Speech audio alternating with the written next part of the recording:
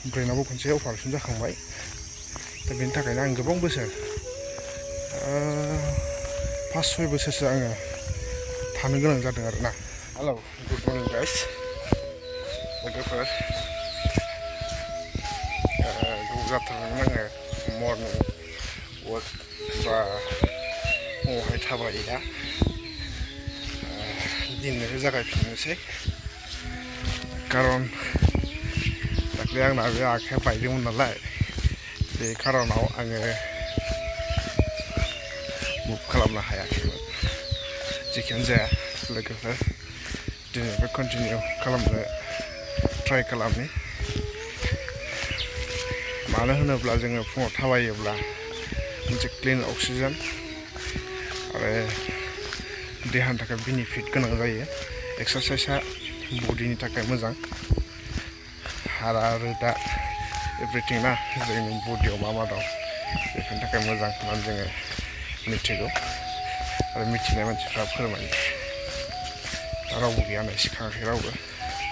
बे बेंटल बाजार थाबायगासिनो दङ ना लोगोफोर। एसे गोजान थाबायबोबाय आङो, 1/2 किल'मिटारनि बारसिन जानो हागौ। सोरबा सोरबा साननो हागौ माथो सम सम थाबायो होननानै ना। एक्सुवेलि आंहा बेबायदि मोनसे हुदा दंखायो, मर्निं वाक खालामनायनि बा रान खालामनायनि। खारन आं मोनसे समावहाय बक्सिं प्लेयारमोन आरो 3 बक्सिं सेन्टारखौबो ट्रेनार हिसाबै फोरोंदोंमोन आङो। एक्सुवेलि बुंनो थाङोबा आङो सासे स्पर्ट्सनि मानसियानो, आरो माखासे बाथ्राफोर दंबावो स्पर्ट्स गेलेनानै आंनि मुलाम्फाया मामोन, मानि थाखाय दिनै आं मोनसे गोदान आलदा फिल्डआवहाय खामानि मावो। माब्लाबा नोंथांमोननि गेजेराव फोरमायगोन आं बेसेबां गोबाव स्पर्ट्सजों सोमोन्दो थाबोआमोन आरो आं मा लेभेलाव गेलेयामोन आरो आं गेलेनायजों मा मोननो हायामोन। बेफोर एभ्रिथिं बाथ्राखौ नोंथांमोननो आङो माब्लाबा फोरमायगोन। जुदि नोङो एक्सारसाइस खालामो ना, बे अल बडि नोंनि बडिनि थाखाय मोजां, बेनिफ्राय नोंनि ब्रेननि थाखायबो मोजां आरो नों मोजां देहाखौ जुदि मोजां लाखिनो हायोबा, हेल्दि लाखिनो हायोबा नोंनि खामानि मावनायफ्रावबो मोजां जायो आरोखि। दा बेनिखायनो जोङो मर्निं वाक खालामनांगौ बा एक्सारसाइस खालामनांगौ बा स्पर्ट्स गेलेनांगौ। जायखिजाया फुटबल, क्रिकेट, काबादि, जायखिजाया मोनसे आरोना। जों जुदि स्पर्ट्सजों बा गेलेनायजों बा बेबायदि एक्टिभिटिसजों सोमोन्दो थानो हायोब्ला जोंहा मुलाम्फा दं होननानै जों बुंनो हायो। दा बेयो मोनसे बिया भबन बेंटल ओनसोलनि, बेवहायनो गोबांथार प्रग्रामफोर, मिटिंफोर बायदि बायदि खुंनाय जायो। जोबोर मोजां, सरकारा मोनसे मोजां सुबिदा खालामना होनाय जादों। नैबे जाहैबाय बेंटल टु सालबारि, बामोनगाव आरो कासिकत्रा रड। नोंथाङा नायनो हागोन, नैबे मोनसे फिल्ड बेंटल ओनसोलनि। बेयावनो गोबांथार गेलेनायफोर बा हाबाफारिफोर, प्रग्रामफोर खुंजायो। बे मोनसे बल फिल्ड नियर बेंटल कलेज। बिथिंहाय बेंटल कलेज दं जोंहा, बेनो आरोखि। दंफां होथेनायखाय नोंथाङा नुहुरासै। बाथ्रा आरो सेयार खालामनो लुबैदों आं। खायसे खायसेया माखासे प्रब्लेमफोर थायो दै, मोनायाव उन्दुनो हायै, उन्दुनो नाजाबाबो हायै, खर' सानाय बा मोदोम सानाय बायदि बायदिहाय।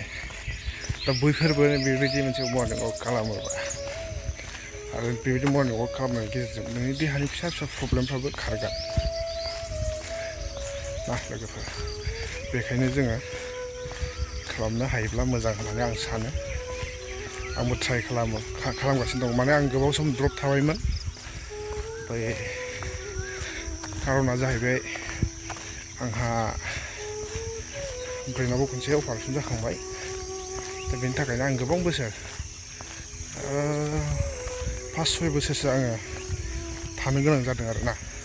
दा एसे मोजाङाव फैबाय आरो आङो जा हागौ एसे ट्रिटमेन्ट लागासिनो दङ माने एसे दंबावो ओरै नायोबाथाय जोंहा बेंटल हायार सेकेन्डारि स्कुल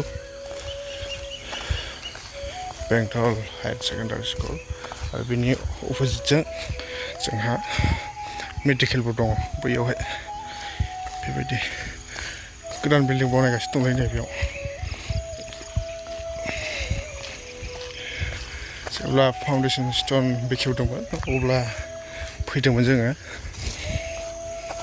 मेडिकेला नैबेनो बै नुनायानो मेडिकेल ओमफ्राय नैबेयो स्कुल फिल्ड आरोना स्कुलनि नै बेबायदि हस्टेल दं बेहाय मोनसे ओमफ्राय जोंहा बै एसे आगोलाव थाङोबा बाथौ मिसन दं बेहाय मोनसे बयबो नोंथांमोना खोनाबाय थायो माब्लाबा खोन्थागोन आङो सिङाव हाबनानै नोंथांमोना सुबिदा मोनोब्ला आरोना बै थाबायबोयै आं मोनसे दुब्लि मोनफैबाय नै जोबोद समायना माइ गायनो हालेवहांजोबबायबो ओमफ्राय बैयावहाय मोसौ खाहैगासिनो दं आरोखि माखासे मानसिफ्रा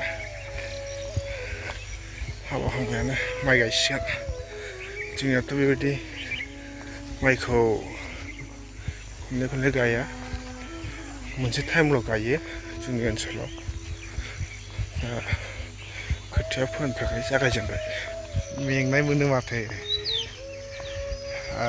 गोबावथारसै नालाय आङो गैयाबाबो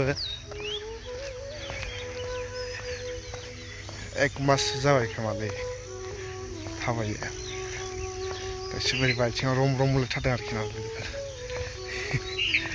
जेबो नङा र' दिनैहाय फार्स्ट डेथ' आं गोबावनि उनावहाय बिदि एसे आरो खस्थ' मोनखासिगोन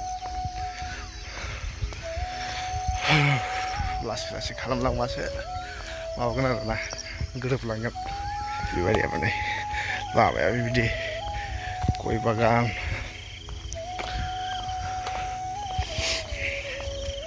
नोंथांमोनहा सोर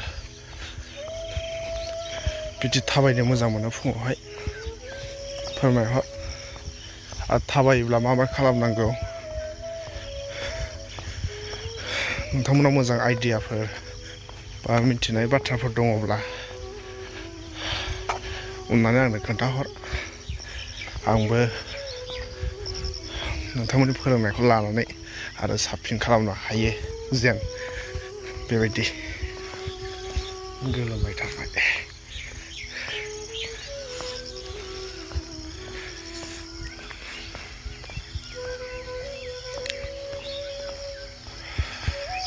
रावबो गैया दा अखाबो हादोंमोन नालाय आगोलावथ' बिराद लोगो मोनोमोन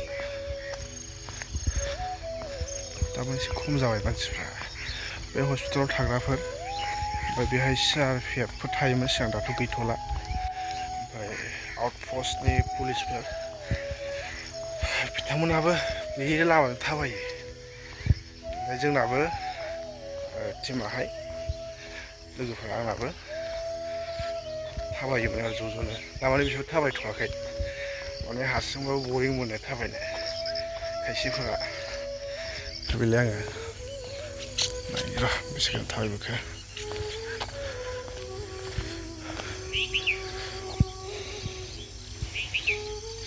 मात्र 1 किल'मिटार ओमफ्राय मेन बाजारनिफ्रायसो हाबनांगौ नालाय जोंना रुमाथ' 1 किल'मिटारनि एसे बारा थाबायबाय आङो थालिर बागान जोबोर मोजां बानायदों थालिर बागान फिथाइबो थायबाय जों थालिर बागानफोरखौ बानायना लानांगौलै बिराद मोजां फैसा खामायनो हायो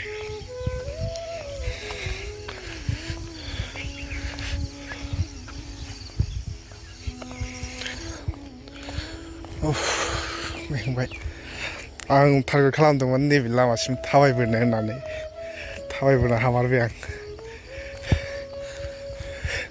ओरै थाङो जोंहा बेंटल अन्थाइबारि वाव बरिया